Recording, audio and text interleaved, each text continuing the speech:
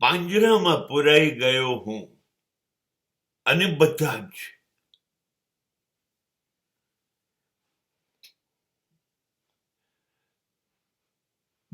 જ જુદા જુદા પાંજરામાં પુરાયા છે. આ પાંદરું એટલે જેલ. પછી ચાંદીનું હોય કે સોનાનું હોય, શું ફેર પડે છે? જેલ જેલ છે. અને આપણે બધા કાં તો સંપત્તિના પાંજરામાં છીએ, કાં તો સમૃદ્ધિના પાંજરામાં, પ્રતિષ્ઠાના પાંજરામાં, સુંદરતાના પાંજરામાં, પણ પૂરાઈ ગયા છીએ. અને બધા પાંજરા કરતા ખતરનાક પાંજરું એક છે. એનું નામ છે અહમનું પાંજરું. હું, મેં,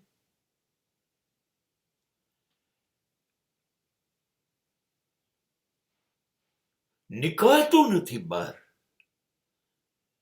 મૃત્યુ સુધી. હું અને મારું અને મારા કેવું પાંજરું છે, થોડીક સમજણ આવી ત્યારથી લાગી ગયા.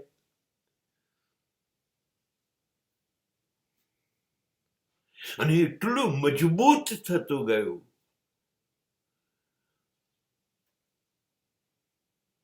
હું જ કરું,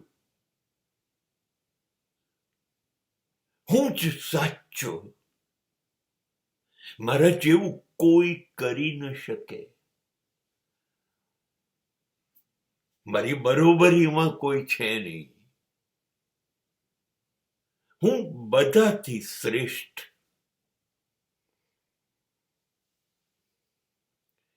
My I is always capital. આ પાંજરામાંથી મરીએ ત્યાં સુધી નીકળતું નથી.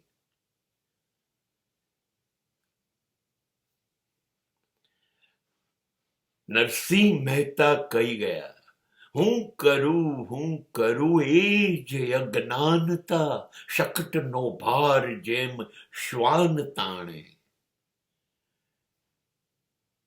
ગાડા નીચે છાંયડું લેવા ઘૂસેલું કૂતરું એમ સમજે કે હું જ ગાડું ચલાવું છું. દિવાલ પર ચોંટી રહેલી ચીપકલી એવું સમજે કે હું ખસી જઈશ તો આખી દિવાલ ધસી પડશે. આ સ્થિતિ છે આપણી. હું જ ખતરનાક રીતે જકડાઈ ગયા, પકડાઈ ગયા આપણે આપણા હુંથી. કોઈને કંઈ ગણતા જ નથી. મારો જ કક્કો સાચો.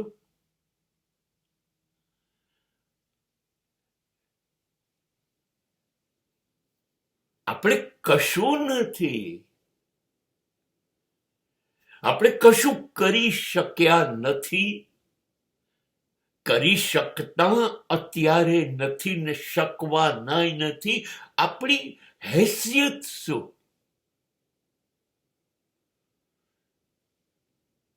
પણ છતાં મારો હું ઢીલો પડવા તૈયાર નથી.